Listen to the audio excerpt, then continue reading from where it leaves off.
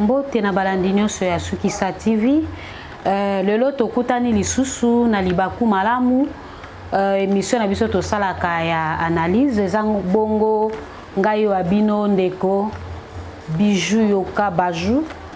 Oyo nazo présenter émission lelo na pesi mbote na balandi na biso nyonso ba internet na biso nyonso bisika bozwami et wana nazomona comme j'ai toujours dit hein, monsieur le juge talaraye libanga nezanga nango te donc comme automatique quoi donc na pesi mbote na ye. Alors lelo penza toko beta CT na ba sujet toko lobela lelo ezali plus ya liboso na nous ba chauffeur hein comportement ba chauffeur na biso na nzela tant tozo ba comportement ba chauffeur tozo mona ba chauffeur taxi wewa ba personnel pe bazwa moi jango pour liboso toko lobela wana ya mibale toko lobela salaire ya ba policier et toko lobela pe vie sociale ya ba congolais na kata vie sociale on toko mekampe kokota na ba détail to analyser ensemble. Alors pour la chaîne Nabiso Sukisa TV kande to lobaka hein bo s'abonner massivement hein bo liker vidéo moi ba commentaire na bino toza vraiment na posa nango pour na avancement ya mosala. Alors sans plus tarder na kembango na sujet na biso ya liboso ba chauffeur bandeko nanga ba chauffeur na yebite code de la route na Kinshasa ezara souté parce que Kinshasa le constat o to sali oye kokoto to école oye koli mais soko bimi na nzela notion to école tombé ba wewa ba ko dusola ba ko kota clignota ngala lobango clignota ba yebi angote wewa soko bi o sillonner na nzela o tala ba wewa nde ba otambola clignota ba yeba ngote pota 2000 ndawana ba tshela bango ba yeba na bango to ba dusola ka lo kwa volant na ye soki guidon so ni no benge ya mukedo yeso abuki ka gauche akei abuki droite akei e bongo bino ba chauffeur na biso panzela boye barate sika nini ya kobombe nzela tana katikati ya nzela yo telemiso zwi client bosuba okasango biso ba client na nzela to silaka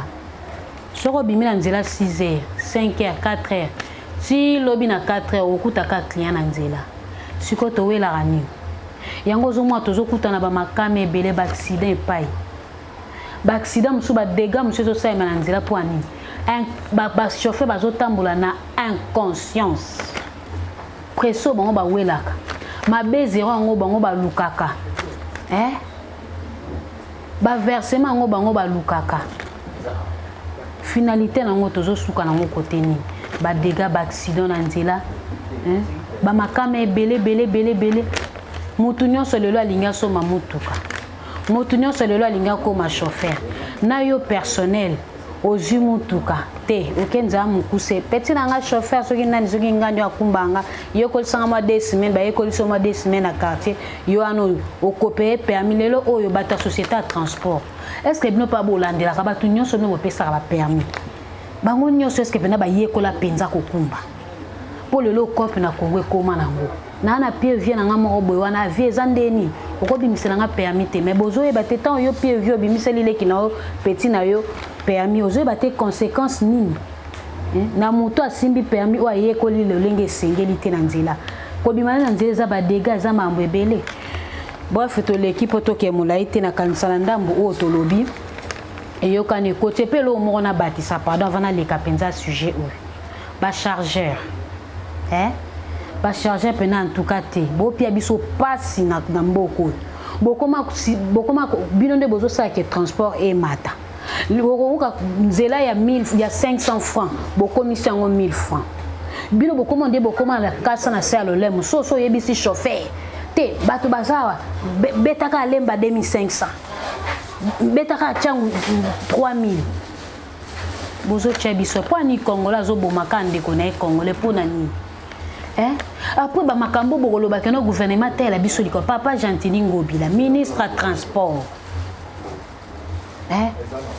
en tout cas ASECO son excellence monsieur le ministre Chérubin Okendi papa tinana no belema no ba kita sur terrain pour moyen exacté moyen exacté transport en tout cas peuple toujours souffrir et comme transport là mso bima budget no bima ki na moi calcul no mo comme mutu passe pour zo yebate donc faut bima kana montant mo élevé pour yebi réalité o bima na tongo na prix mususu to comme à 12h 13h prix mususu so to comme pourquoi 18h 19h 20h et comme prix mususu finalement mboko tozo kende wapi hein tozo kende wapi. En tout cas vraiment la kamisa message o ekomeli son excellence hein son excellence monsieur Chérubin Okende. En tout cas kotano likambo tinda belema sur terrain papa peuple ndezo nyonga peuple vota kibino peuple zo soutenir bino. Est-ce que bozo tala pe likambo na bango hein est-ce que bozo tala pe likambo peuple oyo vraiment tozo souffrir mboka eza ya biso moko mais mutazo ko préférer abima na mboka ngo oh nyot nga lo baka nyot za kata mboko mais seulement to lingani te bino ba kondi o boza na pouvoir boza na bokondi bo lobela biso botano likambo oyo hein dake koto na moni papa Gentini Ngobila gouverneur de la ville mbote na yo esiki ozali gouverneur papa nanga Kinshasa bopeto yango ezaka na Gombe ezaka na Limete hein papa changu tala nzela changu ndengeza lembwa imbwa bokoma soki lemba imbwa bokoma ka papa hein Kinshasa eza salite bopeto komika na coin moko e bongo ba vilo ba Kinshasa eza monene bisika basuka kuna ba tobenga ka changu za Chine populaire papa soki bino bo kiti sur terrain te nanya kosala soki bino bo mimonicité papa nani to vota ki bino boyo kapata souci a peuple lelo o vie sociale passe lelo tozota likambo kuluna ezo silate lichette oui bakei kanya makasese c'est bien bon l'idée mais tato la peine étendue à ville à Kinshasa oyo papa nanga tozana ba étendu et belé o eza non exploité hein papa Fachi Béton ne fût-ce que ba tracteur ça va vous coûter combien soko bilelo que no okitisi ba tracteur osobi ba tracteur et na Kinshasa a ba chege onyoso bazo yenga ba charger onyoso bazo yenga bato sozo ko botola ba téléphone so lelo obo engagé bango bakenda ko balola mabe na betandi na biso a Kinshasa eza mune tozo luka fufu e uta musika tozo luka masango uta musika mais tozo na mabele tozo na richesse wa papa bato na so bozui bango hein bokoti bango pesi bango musala so mutana ayebi que non ndenga zawana azana tine na tongo okota musala pendant une semaine soki quelque part na site nino bino bomema bango pona ko balola mabele pona ko lona pona bénéfice pona bénéfice ya peuple congolais hein papa nanga so kotisi bango kuna yebisanga chege ona so azomela tine ya bien 12 heures à repos aliara maleo ana kitoko par jour so tela ta 5000 francs oyo so raza enfermé pendant une semaine pour ça musala kuna 250 000 francs ta salaire abi ka chaque fin du mois papa yo mona mtosimba lichete poto ya koti kuna zo baola mabele ba bazana kanya makase c'est le ba futa mi salaire oui kanya makase c'est musika na avion et bongo na Kinshasa soki bobi que no bo sala ka initiative wana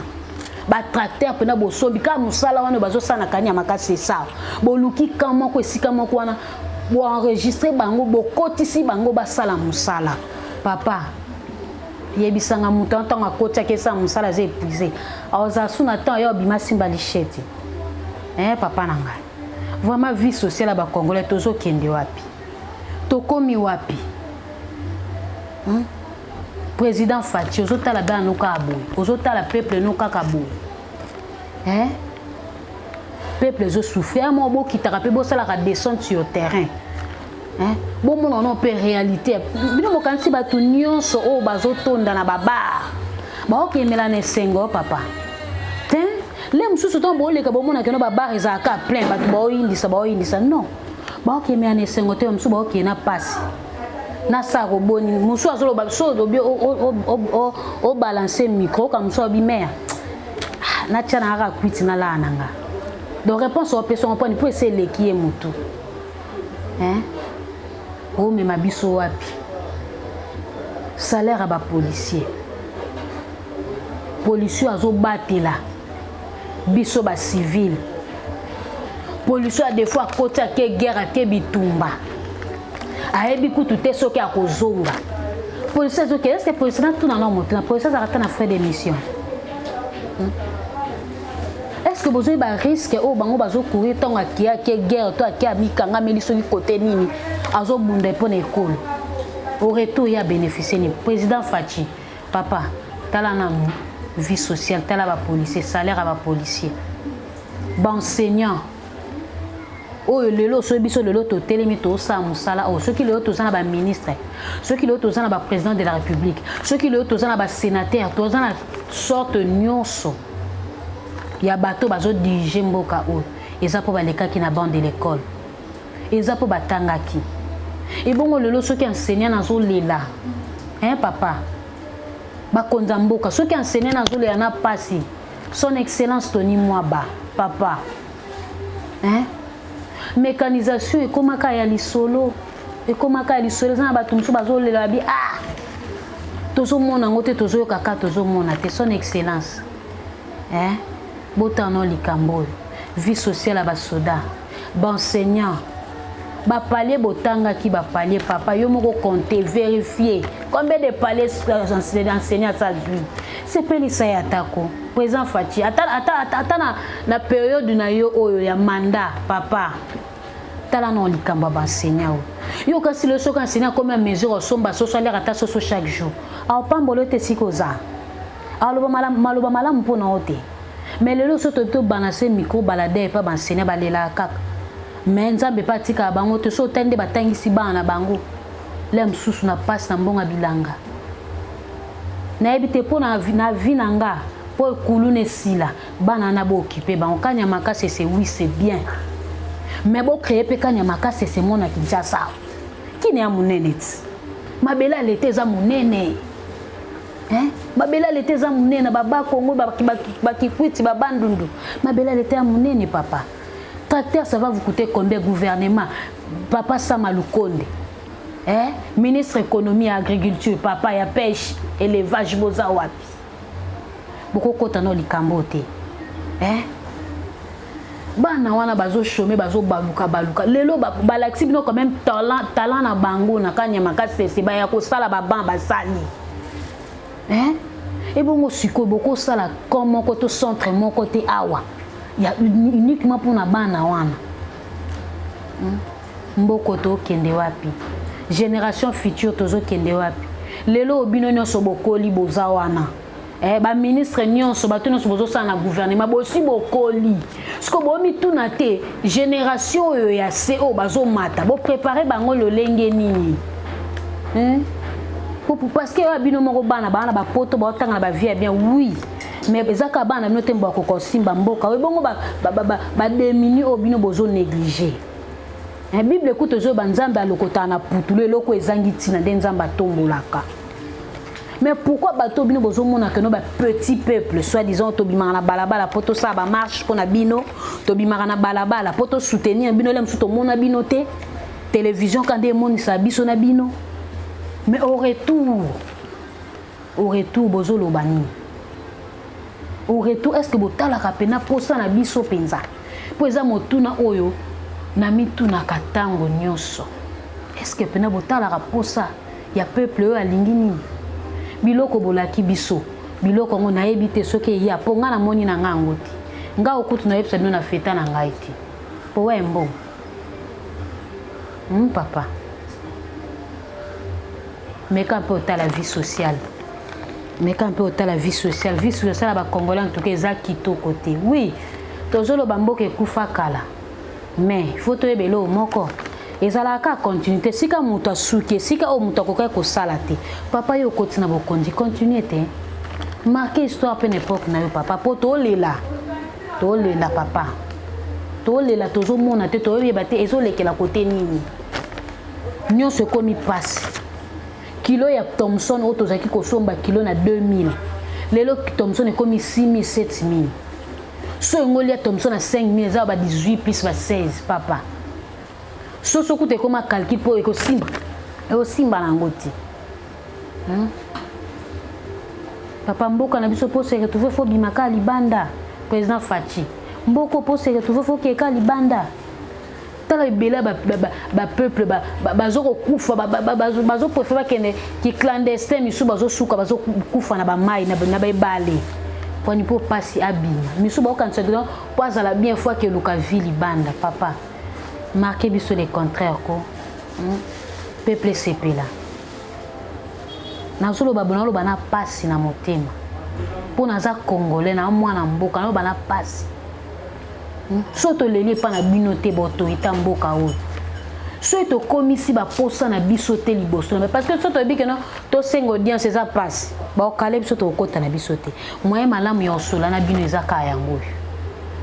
moyen malamu ya kolele pa na bino ezaka yango ba député na bisoto vota yon to vota ka pona ba intérêt na bino moko to vota ka pona ba intérêt na bino bozo tala ka peuple bo après sous temps ba élection kala telinge banda bo ya li sous na ba discours na bino mais entre temps bo amitama be en tout cas funa lo bo amitama be so combien ba élection bo na ba discours na bino po bo flatter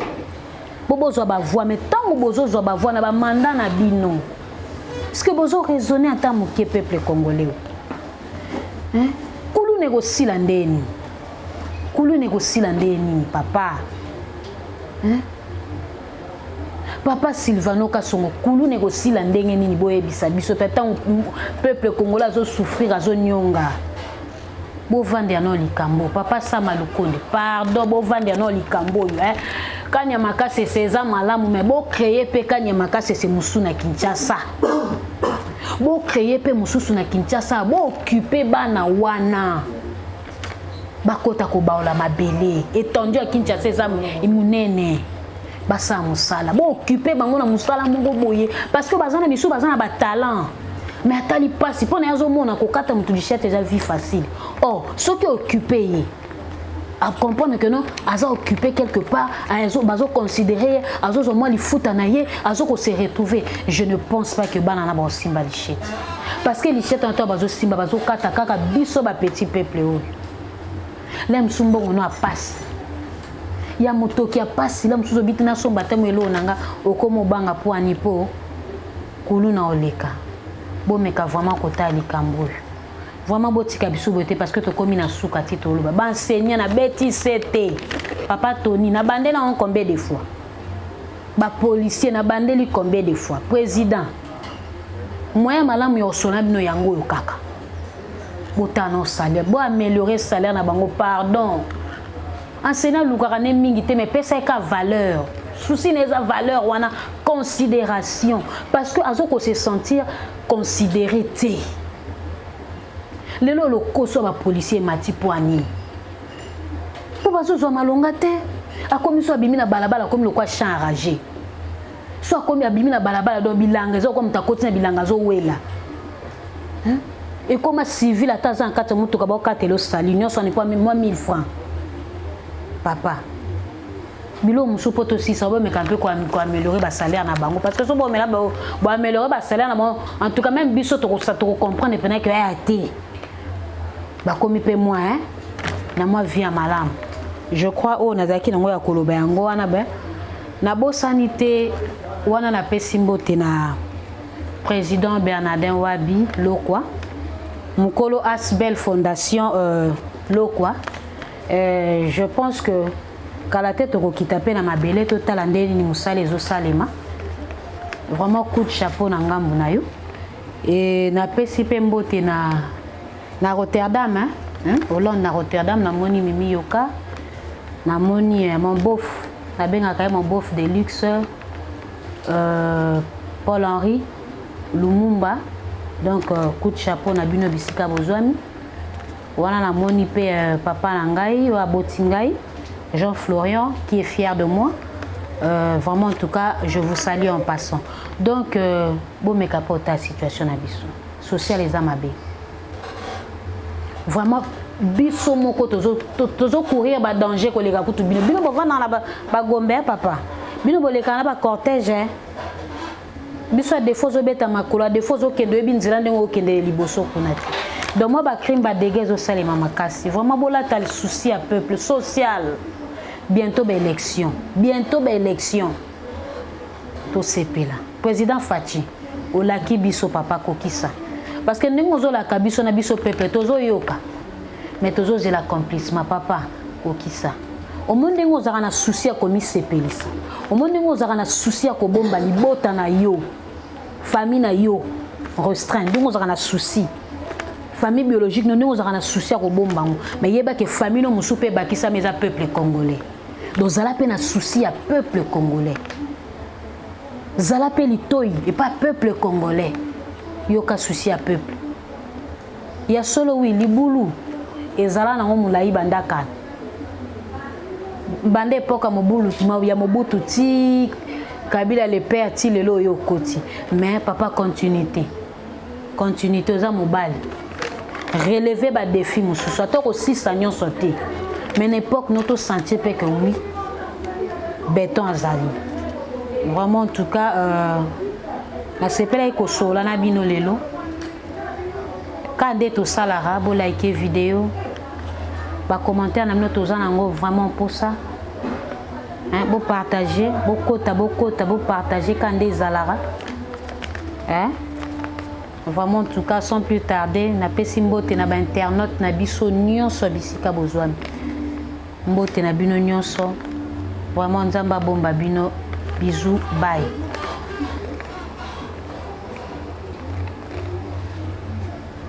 Good